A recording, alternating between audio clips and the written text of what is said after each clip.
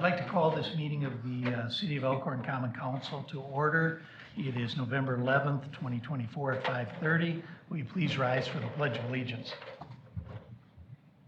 Allegiance to the flag of the United States of America and to the republic for which it stands, one nation, under God, indivisible, with liberty and justice for all. Roll call, please. Tim Schroeder, Here. Peter Harvey, Here. Gary Payson Jr., Here. Ron Dunwoody, Here. Scott McClory, Here. Ken Minell, Here. Kurt Harkness. Here. Public comment. Do we have anyone here tonight for public comment? Seeing no one, we'll move on. We've got a consent agenda of council meeting minutes and legislative and regulatory committee October 21st, 2024, and common council minutes from October 21st, 2024. I'll make the motion to approve the minutes. Second. We've got a motion, a second. Any additions or corrections? All in favor? Aye. Opposed? The minutes pass.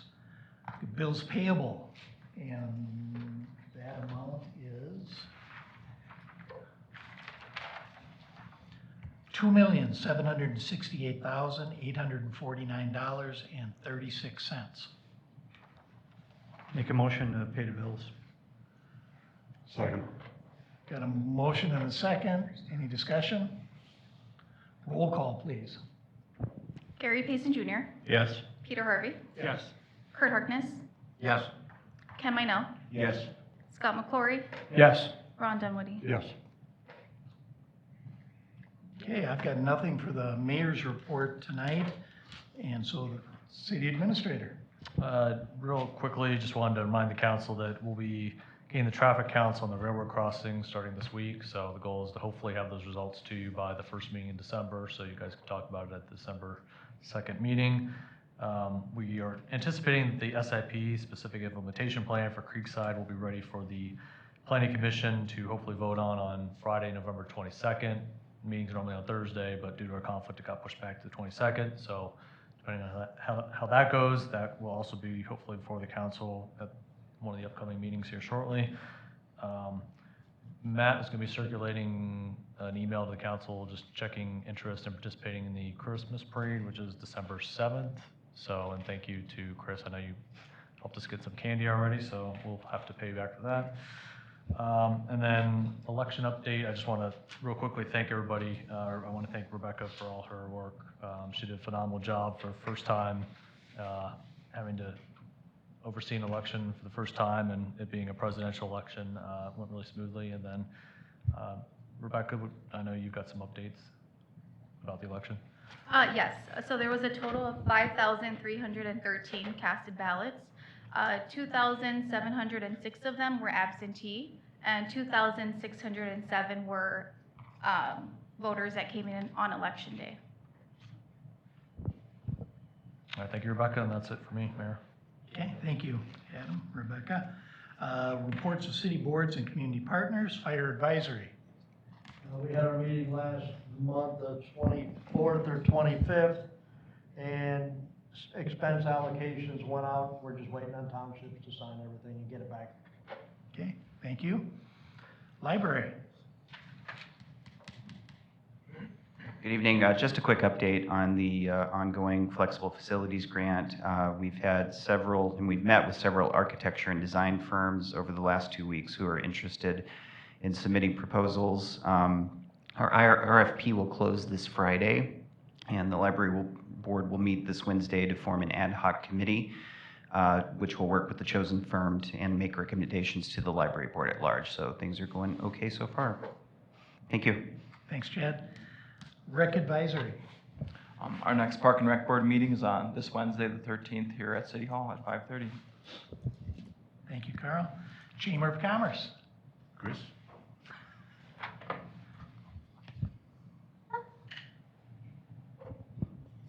They're all so tall. All right. Thanks and welcome. wanted to follow up after Oktoberfest. I think I was here immediately following Oktoberfest. As many of you know, we also have access to what's called Placer IA for some data, and we were just over 8,300 people attended throughout the day, and that's based on cell phone traffic. We did extend, we closed the 4-block radius, but we went 1 block farther on each end to capture, whether or not they used their phone while they were there or not there. But that gives you some idea of the influx of people that we had during that time. So we were very excited, and next year will be our 20th anniversary of Oktoberfest. So we're working on doing a few things differently and improving and adding some stuff for that day. Again, as Adam had mentioned, for those of you that are interested in participating, and Matt, thank you, we're getting the information from the Public Works Department to participate, but if any of the council, I know I'm securing a vehicle for our mayor, but if anyone else would like to participate, I can definitely get cars for anyone else who would like to participate in the parade. And again, that is from December. That's a 3-day event, but the parade is on Saturday at 1:30. We'll see how the new route works, because normally we know it's about an hour and a half, but I think it'll either have to space appropriately. It's either going to shorten it or it's going to lengthen it. Hopefully we can control that with some help from DPW and the police department. But if anybody has any questions, let me know. We are also working on our upcoming assisting Southern Lakes Church with a Thanksgiving meal, and we do a Christmas meal on Christmas Day. Kate and I will be out of the office later this week attending the Fall Tourism Conference and seeing what's the latest and greatest. And I hate to say it, but we're already securing 25 summer ads for placement for billboards and activities that we do. So if you'd like to join any fun, let us know. Thank you. Thanks, Chris. We've got committee reports, legislative and regulatory. Oh, you missed it. Whoops. Oh, but the grant writer, I'm sorry, Katie. I'm jumping ahead. Go back to being tall again. Wow, so quick. This has been a very quiet month for me. I have very little to report to you all. I think because the state and the Fed, everyone was in flux waiting to see the results of the election. I'm still waiting to see myself. There's some rumor that the state budget, when it comes out next year, will include some grant prizes for me to apply for, so I'm looking forward to that. But until we see what the new government has in place, it's going to be a little quiet. Thanks, Katie. Now we'll go to the committee reports, legislative and regulatory. We had one meeting last month, and that was prior to our council meeting.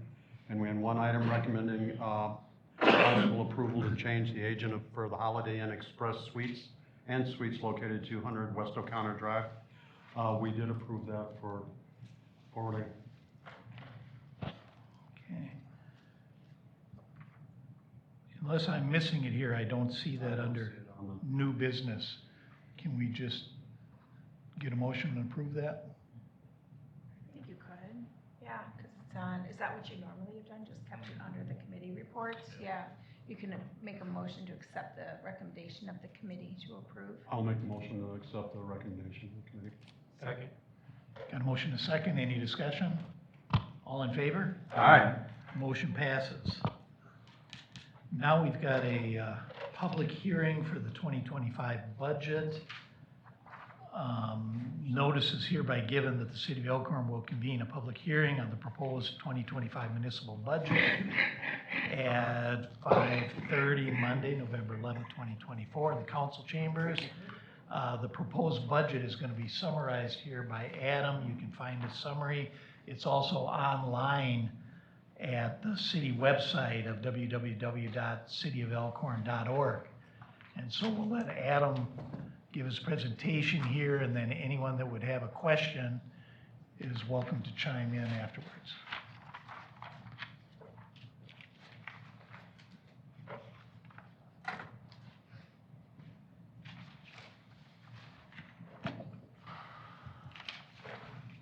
Thank you, Mayor, and I told Chris she could leave, so I'm, hopefully she doesn't feel like she's required required to sit through this, but just wanted to give you guys an overview of the proposed 25 budget and capital improvement plan.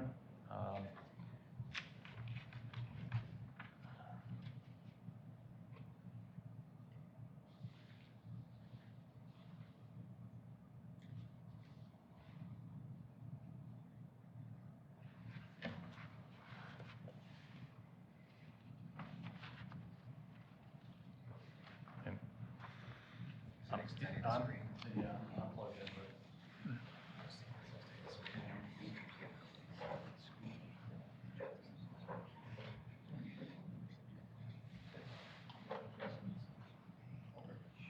perfect. Thank you very much there, saved by the library. Thank you, Chad.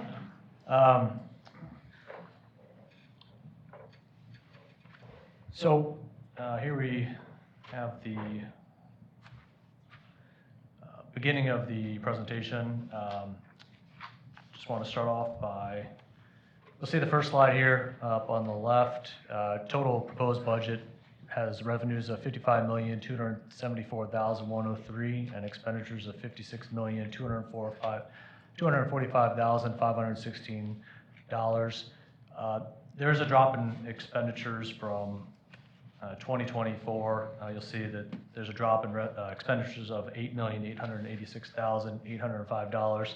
That's largely because we have fewer capital projects for next year. So you'll see that we're having $8,374,000 in fewer capital expenses. So that's largely why the expenses are going down by so much next year. And because we're not doing those capital projects, we're not having to finance for them, so hence the revenues are going down as well. You'll see with respect to the general fund budget totals $9,018,690. That's about a 2.86% increase over 2024. The general fund is projected to use reserves, or budgeted to use reserves, $102,616. And largely we're relying on the anticipated surplus from 2024 to cover that for next year. You'll see at the top, the biggest source of funds for the general fund is real estate taxes. They make up 42%, and intergovernmental revenues make up 25%. With respect to the general fund expenditures, you'll see that law enforcement makes up the biggest component of 35%. Public Works at 23%, and Fire Protection at 22%. In terms of just a few things to note about the general fund budget for next year. One, real estate taxes you'll see are actually dropping by 1.81%, and that's because of the fact that the state eliminated the personal property tax, and so that got taken out of our taxes that we get, and instead we're getting state aid in place of it. So the taxes are going down, and then you'll see under the intergovernmental revenue section, that's going up by 11.37%, and because of the personal property aid relief from Act 12, and also we're getting $72,000 more in general transportation aid. And credit goes to the League of Wisconsin Municipalities. They've been advocating hard for getting more transportation aid, and we've definitely benefited from that for next year, and we've got a big increase in 24 as well. So that has been helpful. Just wanted to alert you to, you'll see that general government next year is going down by 37%, and you'll see the PD and rec departments are going up by 27% and 17%. It's not because they're big spenders next year. It's, well, maybe the PD a little bit, but just teasing you, Chief. But it's mostly due to the fact that the city for years, as in the city budget, was putting all the healthcare expenses for employees for PD and rec were all listed under general government, which was an odd thing to do, because then it wasn't really accurately reflecting the cost of those departments. And yet, Public Works and Fire, they were carrying their expenditures for healthcare insurance, or for the health insurance. So we just wanted to make it uniform to get a real accurate cost of what the departments, what their costs were. There are going to be some PD increases for the budget next year, and as well as the rec department. The biggest thing for the rec department is they're providing a year-round before and after school, I should say, well, during the school year, before and after school program. They started that midway through 24, but for '25, it'd be for the full year. So that's part of the reason their budget's going up, and those increased costs are being offset by the fees to the program. They are projected to actually make money off of it, so. And just as I mentioned a second ago, this is just a quick overview of some of the biggest changes in the general fund revenues. You see that personal property aid, the general transportation aid, the rec department's before and after school program, which they affectionately call BASH. You'll see the connecting streets aid, and then rec department's also projecting some increased recreation and instruction fees. In terms of decreases for revenues next year, we're projected to get fewer contributions from the towns for fire and EMS, but that's just because their expenditures are going down, so as a result, the contributions are less. And also, we're projecting $75,000 more in EMS fees, so as a result, the contributions that the towns would have to contribute would go down because we have more revenue coming in. You'll see the drop in property taxes from the property tax repeal, and then we're projecting a small decrease in interest income for the general fund, but the city as a whole, we're projecting about a $500,000 decrease in interest income across all the funds.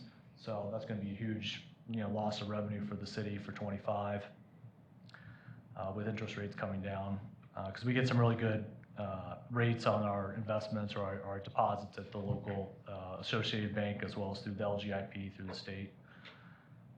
I mentioned earlier that for increased expenditures for next year, I did mention the PD's got some increases, but this just gives you a brief overview of some of the biggest changes, both increases and decreases for the general fund. Wages are the biggest increase. One thing we did do this year is we reallocated some of the wages from the sewer fund to the DPW, because when looking at how they were being allocated and looking at the actual time the DPW personnel were spending on sewer-related items, it wasn't quite accurate that the sewer fund was being hit as much as they were. So we feel this is a more accurate reflection of how those wages should be allocated. As I mentioned, the PD, we're allocating more money for maintenance services for the PD, for software, as well as the other contractual services. The council may remember about a month or two ago signing the contract with the sheriff's office to provide some assistance. We anticipate that continuing next year. I know the chief will have to come back with an extension of that contract, but we're expecting that to continue for the first half of next year, first quarter, so that's been budgeted. We did increase the fire department vehicle maintenance services budget by $37.5, and then you'll see we had to increase the legal services fees for next year that we're budgeting. On the flip side, decreases, we are seeing some decreases in both our medical and claims and our insurance premiums. We are a self-funded healthcare plan for our employees, and so so we pay the medical claims directly. As we've talked about, we've done a lot over this year to try and reduce the medical claims next year. I should say the health insurance costs for next year for the city. We don't anticipate big decreases in the future. This is kind of a one-time change based upon changing brokers and renegotiating with our self-insurance carrier, as well as switching the employee health network for next year. We did make some additional reductions. The DPW, we reduced their outdoor pool maintenance by $38,000, in part because you guys approved moving those expenses forward to '24, which I know they're going to try to get that work done now. And then because we won't have a presidential election next year, we are reducing the election budget by $15,000. And then you'll see we did reduce the street maintenance budget again by $15,000 next year, because we are doing $15,000 more this year. Moving on to the enterprise and the special revenue funds, just a couple things to be aware of. As I mentioned, you'll see a decrease in the risk management revenues and expenditures for next year. Risk management is the fund that we use to pay for the employee health insurance costs, and so that is going down because of all the changes we've talked about, as well as the contributions from the employees. In terms of the enterprise funds, the enterprise funds as a whole are budgeted to use $899,000 in reserves for capital projects rather than borrowing for that work. Solid waste, we're anticipating about a deficit in part because our contract with LRS Waste Management says that every year our contracted rates that we pay LRS go up by 3% a year. So naturally, if our contract rates with LRS are going up by 3%, then we're gonna have to raise our fees that we charge the customers, the citizens, to offset that. So that's something that will need to be looked at for next year. For the sewer fund, that fund, the biggest challenge the sewer fund is facing is due to increased fees from Welcome Mat. So we discharge our waste, we collect these sewage in the city, and it's treated by Welcome Mat. They've increased their fees that they charge cities to distribute to their service or to discharge to their service. They've increased those fees significantly in '24. Unfortunately, when we emailed them last September planning for the '24 budget and asked them what the anticipated rate increase was going to be for this year, they told us 2%. Hence we're not anticipating a big increase this year. Well, we then later got a letter saying that the rates were on average going to be 11% higher, and then the rate that they charged for the volume charge was going up by 21%. Obviously, that's a lot bigger than the 2% we were told. So as a result, our rates from Welcome Mat this year have gone up significantly. They've gone up by about 23.5%, which is a huge number. And they're projecting further increases next year. So we're anticipating having to pay an additional $785,000 more in '25 in the Welcome Mat fees than we budgeted for in '24. So that's something else that the city's gonna have to look at next year. I know sewer rates haven't been changed since 2020, I think, from what Corey told me. Yeah. So, and then electric department, we're overly optimistic on what revenues were going to be for this year, and we buy our power from Alliant Energy, and then we sell it. So as a result, if you overestimate your revenues, you overestimate your expenses because we buy the power. So we just bought less power and we sold less power in in '24 than we were anticipating. So we've scaled back that for '25. Although if you compare '25 with '23, we have seen an increase of about $200,000, or anticipate about $200,000 increase in sales from '23 to '25. Just to give you a quick overview of kind of how we compare with other cities. Unfortunately, there's some really good information available from the Wisconsin Policy Forum. Unfortunately, in terms of the data they have on your net operating expenses, which they sort of incorporate everything you might think of: police, fire, streets, park and rec. Unfortunately, the data is only accurate through 2022. We're obviously talking about 2025, but I did just want to give you a general sense as to kind of how we are when you compare us with some of the other cities in the area, like Burlington and Columbus, Jefferson, Waterford, Mukwonago, Delavan, and East Troy, or pretty much in the middle in terms of when looking at how much we spend. New initiatives for next year, as we've talked about, we're making some changes to our health network for employees, and we'll be saving about $38,000 on not having a full-time municipal court clerk. I know that was something we changed midway through this year, but we're seeing the benefit of that in next year's budget. As we've talked about before, a lot of our new expenses for next year are really related to PD and fire, and I know these are things that the F&J committee had, in terms of wanting to prioritize for next year, they emphasized the fire and police. So these are some of those changes which I've talked about before. The other one I did want to mention was we did incorporate $13,000 in the PD budget for continuing to have their subscription for the flock cameras, which are the license plate readers that had previously been paid for through a donation from a local business, but we did find room in the budget to include that for next year. Community Development Fund is going to be increasing the funding for the Building Improvement Grant Program that's technically administered by the EEDA, although we're very actively involved in that. We're looking to take advantage of having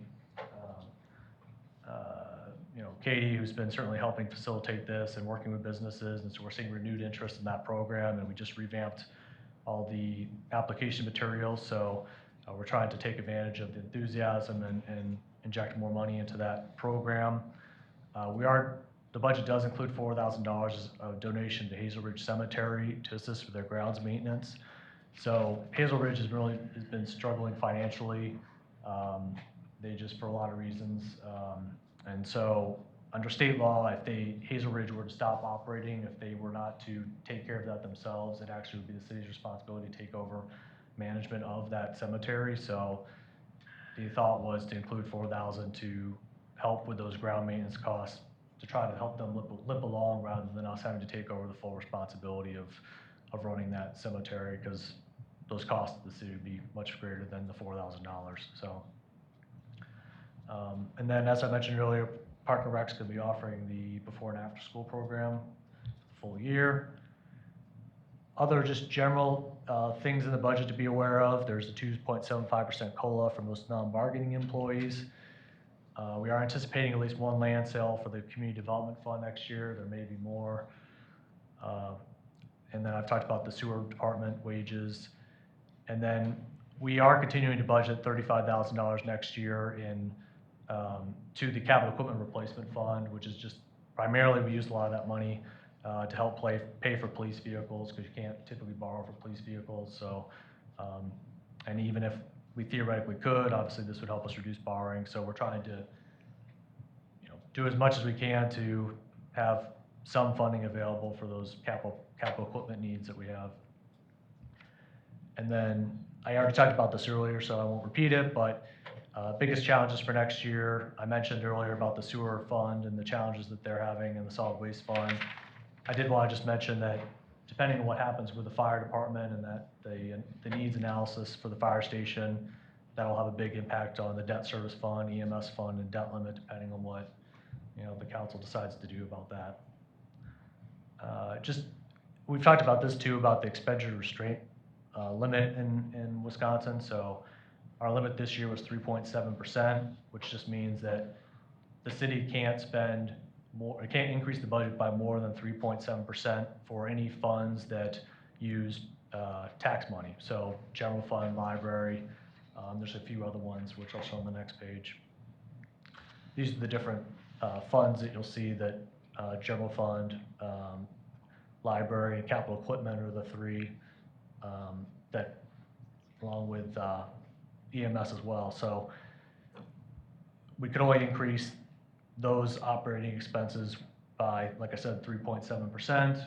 We came in at 3.66, so right under that limit of what we could increase the budget for next year. So this partly explains why, even theoretically, if the city could find the money, which, with our levy limit challenges makes it difficult, but even if you could find a way to theoretically to pay for it, the state limits even how much you can spend anyway. So that creates an additional budgeting challenge. Moving on to the CIP, I won't go through all these projects, but just big picture, we're looking at projects of $11 million, 11.65 million for next year, and between 25 and 29, it would be totaling $47,641,118. And we've gone over these at some of the prior council meetings as well as the F&J meeting. There's really hasn't been any changes in the CIP since you last saw it. One caveat being that we were planning on doing there was one component of the Lakeland water treatment plant that they needed to do some disposal of some resin. We found out that that was incorporated already into the Lakeland project for next year, so we were able to take that out. But on the flip side, as the council's aware, as part of that emergency bypass for the downtown Centralia water plant with the reservoir potentially failing, that basically just took the place of it. So in terms of cost-wise, so that's the only change from the last time you saw the CIP. You will see that we did sort of just put as a TBD for the fire department and the fire station, since we just don't have a number, rather than trying to guess what that number is going to be. Skip along. As I just mentioned, total budget for next year, or I should say total capital cost for next year. If you're curious as to what the breakdown is by department, water department, 34%, public works 32%, fire and EMS 19%, and electric at 9%, so kind of gives you an idea of what the allocation is by departments. Just a confirmation wise, on the city's debt limit, you'll see the highlights. This shows you what we estimate the impact would be on the city's debt limit using the 5-year rolling average. You'll see that per the city policy would be staying under 65% over the next 5 years. Again, depending on what happens with the fire station, those numbers would likely change, but we would certainly come back, and that's all something the council's gonna have to talk about. One other thing to keep in mind in terms of the future projections, because we don't know the future debt schedules for when we take on the debt. Obviously, we'd be paying off some debt going forward, but we don't know what those payment schedules will be. So, some of the future debt we may be taking on, this chart doesn't necessarily reflect the debt being paid off, so that would help us on the debt limit. We'd have a little more capacity. Just one, in terms of our taxes, the budget would increase property taxes by $122,000. Half of that increase would actually be offset by the net new construction. So we have $9 million in new construction in '24. So that would generate about $61 million. Sorry, not 61 million, $61,000. And so half of the increase in property taxes next year would be covered by new construction. And then that segues into our mill rate. We're anticipating the mill rate decreasing from 6.67, decreasing from 7.06 to 6.67, and that's per 1,000, so it's a decrease of about 39 cents. How that would affect you would be theoretically if your house was $290,000, and assuming you didn't have a property valuation increase, then theoretically your taxes, at least from the city portion, would go down by $113. But at the same time, obviously a lot of people have been seeing increases in your valuation. So Corey got the average home value per the assessor for '24 was $277. It's going up to $294 on average, but again, some people may see increases, some may not. And this would show you the impact of what, if you did have an increase, as I just talked about, this would be the impact on the individual property owner. But again, it's going to be very specific on your unique home valuation. And almost finishing here at the end, talking about property value increases, the city's been seeing pretty significant property valuation increases. For 2024, we saw 7.71%. And this is what is used to determine the mill rate. So you can see that in terms of our equalized value, and if you wanted explanations, the difference between the assessed value and the equalized value, obviously the assessed value is what our assessor determines, and then the state determines the equalized value because they're trying to ensure consistency between jurisdictions when determining state aid, and also to make sure that our assessed values are in range. They're supposed to be at least like between 97, I think, and 100% of what the equalized value is. But for the equalized value, it went up by 5.66% in '24. The statewide average was 7.7%. Interestingly, according to the Wisconsin Policy Forum, Walworth County had the highest average equalized value increase this year of 10%. So it was the highest in southeastern, the 7-county southeastern Wisconsin region. So then again, Walworth County seems to be at the top in terms of property valuation increases. And showing the pretty significant increase in property values is this chart. This is an equalized valuation chart that was available through the Wisconsin Policy Forum. And that is it. So I want to just special thanks to Corey Daly, our finance director. She's been super helpful through this budgeting process. A lot of the information in the presentation, in terms of in the charts and stuff, came from information she's calculated. So thank you, Corey. I really appreciate it. Really is a team effort. And I guess now I'll just open it up to questions. I know I threw a lot at you, but And just one thing I wanted to mention too that came up at the last meeting, I know there was a question about a fire inspector. I know the chief and I talked about it, and I'll defer to the chief to talk. You know, Adam and I had talked about it originally. It's gonna have to get pushed off. I gotta be able to keep apparatus on the road. I said, right now, our maintenance cost is just ridiculous. Later on, I said, we got something on here about the ladder truck. I could discuss more of that then.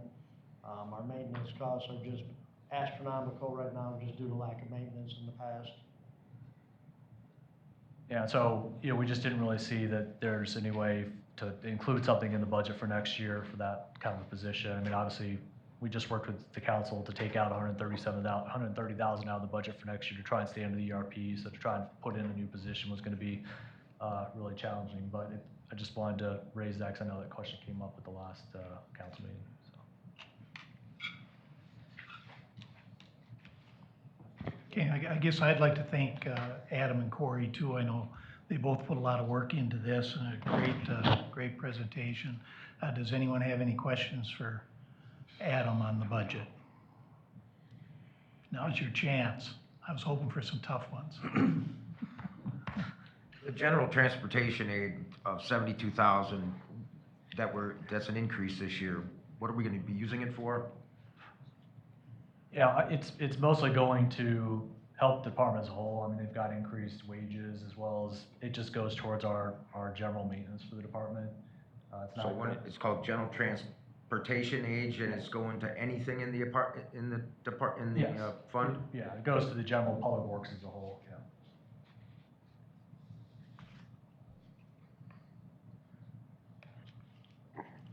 How much land do we have to sell, or excuse me, how much money do we have to raise by selling land this next year to satisfy the community development fund? Right now, we've budgeted to sell one parcel in the business park for about $150,000, and that was actually what we have the contract with the food bank to buy that parcel, so it's supposed to close in January. So assuming that does close, then that's why we budgeted for the sale of one parcel in '25. At $150,000? I think that's what it was, yeah. Okay, so it's not 50,000, it's gonna be in the neighborhood of 150,000 we have to come up with. That's what the sale was of that parcel, yeah.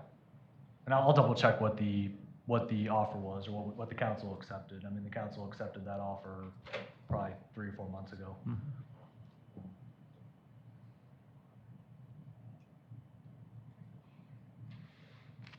Anyone else have questions? No, we pretty much beat this thing to death in the F&J before it even came out, so we're well in tune on what's going on. I appreciate everybody's hard work on getting it done, and let's give our finish line and move forward. And like I said, I'll follow up with you, Alderman Hartness, about what the sale price was on that parcel. Does anyone else have any public comment? Any questions? Okay, I think we can close the public hearing.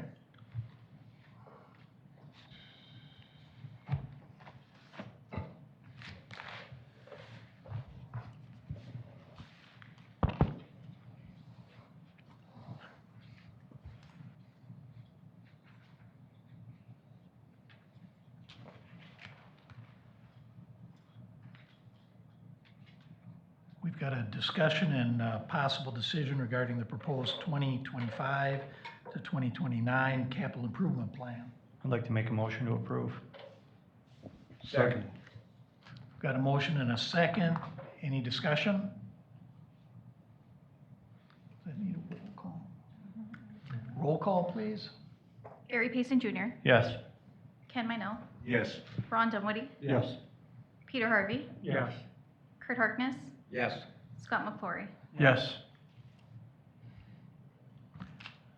Motion passes. We've got discussion and possible decision regarding proposed resolution 24-34, a resolution approving the 2025 municipal budget and levy for taxes payable in 2025. I'd like to make a motion to approve. Second. Got a motion and a second. Any discussion? Roll call, please. Gary Payson Jr., Yes. Ron Dunwoody, Yes. Kurt Harkness, Yes. Scott McClory, Yes. Ken Minell, Yes. Peter Harvey. Yes. Motion passes.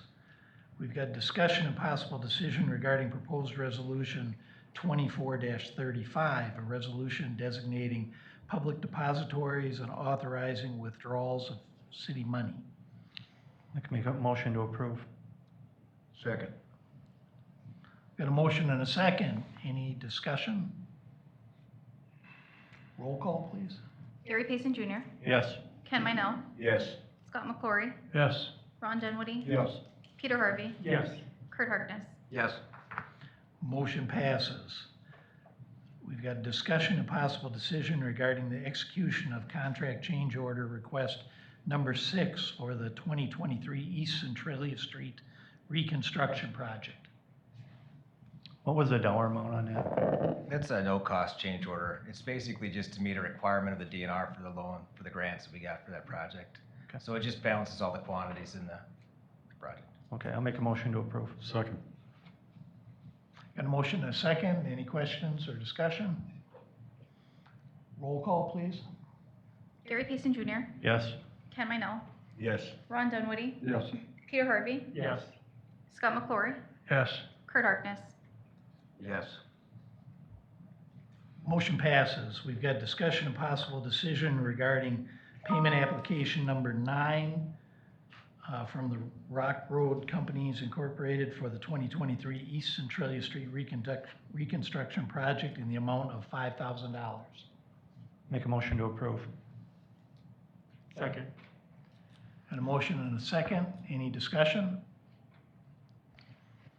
Roll call, please. Gary Payson Jr., Yes. Peter Harvey, Yes. Ron Dunwoody, Yes. Scott McClory, Yes. Kurt Harkness, Yes. Ken Minell. Yes.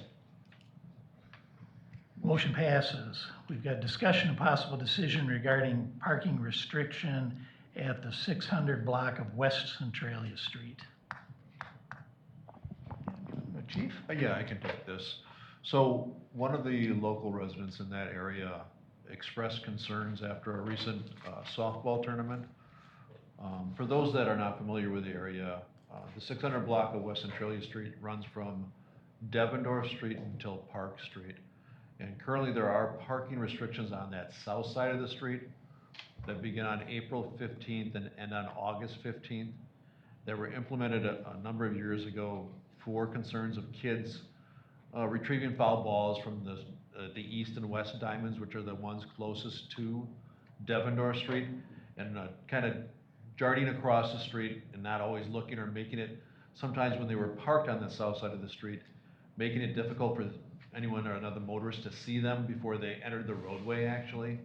So that was the reason why we implemented the restrictions from April 15th until August 15th, when the season was traditionally done for baseball. But now that other organizations are taking the opportunity to use the diamonds longer into the season, the resident wondered if it would be better to just limit the parking and restrict it at all times on that side of the street. I really don't see parking on that side of the street at all by any of those residents. We reached out to the residents that live in that stretch. We're able to talk to 4 of the 5 homes. All were in favor of restricting the parking on that side at all times. So I don't see a concern or a necessary issue with it. And I guess the recommendation would be just to prohibit the parking on that 600 block of West Centralia Street, which is from Devendorf Street until Park Street. Any questions for the chief?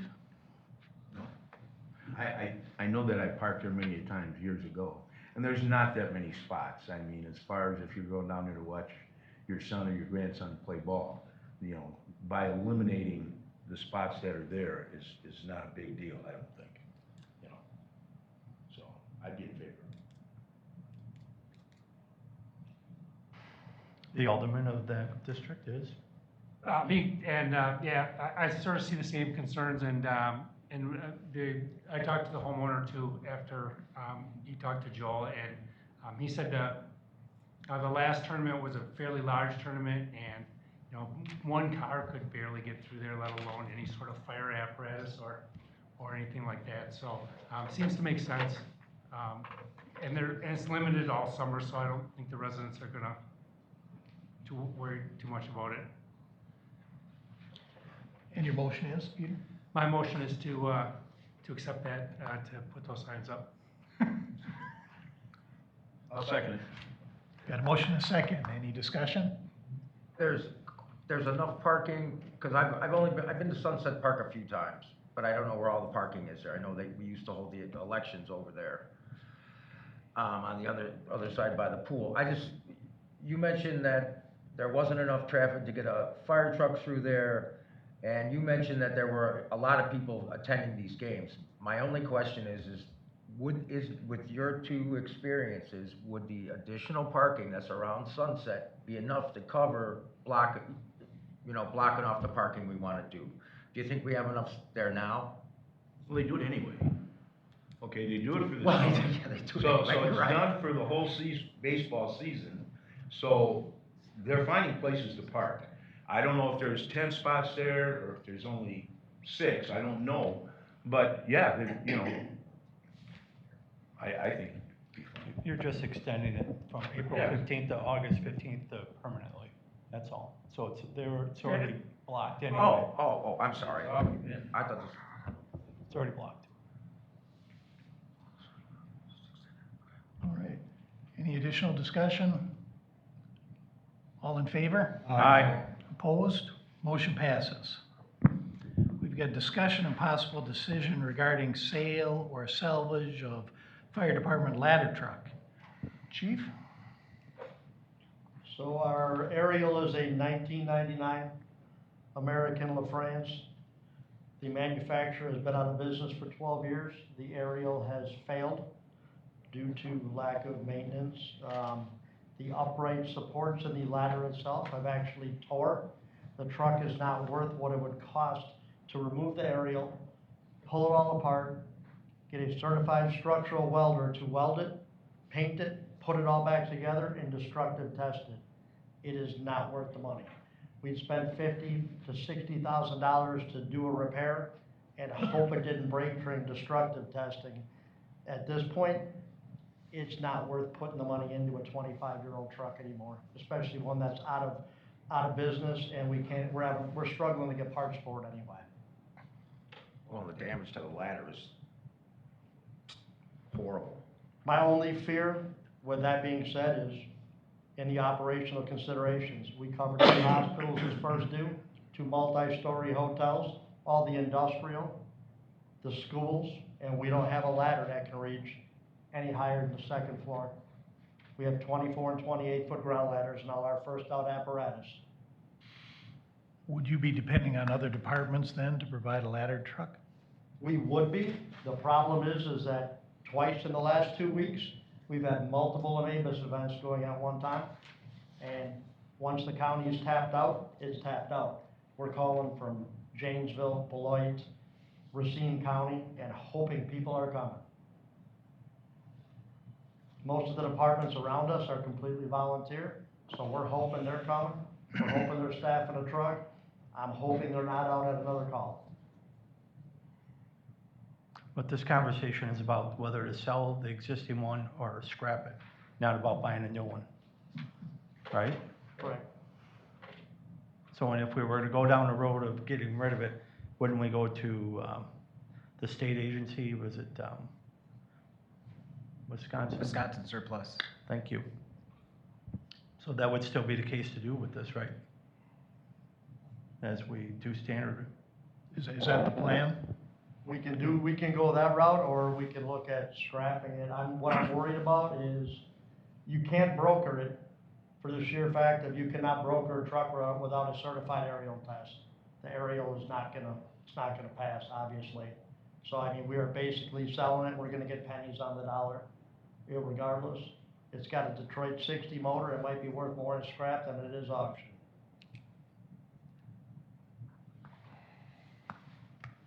I mean, at this point, it's almost parts. I mean, the ladder's useless. So I'll go whatever way you guys would like me to go with it. If you want me to surplus it, I'll surplus it. So, yes, that's our policy, isn't it, our ordinances? As such that we do that with city property, I believe. So that's what we would have to do. It's a city-owned asset, so it would have to be disposed of in the same process as any other city-owned asset. Right. You know, we've gotten rid of police cars without transmissions. I mean, it's, well, yes, see, I do pay attention. But, So you your know, motion is to go ahead and scrap it via Wisconsin surplus? There you go, thank you. I'll second. That's our motion. Got a motion and a second. Any discussion? Roll call, please. Gary Payson Jr., Yes. Scott McClory, Yes. Kurt Harkness, Yes. Ken Minell, Yes. Ron Dunwoody, Yes. Peter Harvey. Yes. We're going to adjourn into closed session as soon as I get a motion, but I want to read this. Pursuant to Wisconsin statute section 19.85, 1C, to consider employment or performance evaluation data of any public employee over which a governmental body has jurisdiction or exercise responsibility, and pursuant to Wisconsin statute section 19.85, 1B, to consider dismissal, demotion, or discipline of any public employee or the investigation of charges against such person. Can I have a motion to go into closed session? So moved. Second. Got a motion and a second. Roll call, please. Ron Dunwoody, Yes. Kurt Harkness, Yes. Scott McClory, Yes. Ken Minell, Yes. Gary Payson Jr., Yes. Peter Harvey. Yes. We'll be reconvening into open session. Okay, we're back in open session. Before we adjourn, Rebecca, did you have the meeting you were talking about on Friday? Does everyone know that? I mean, do you want to announce that? At the planning commission? No, we, if possible, need to have a short common council meeting, Friday.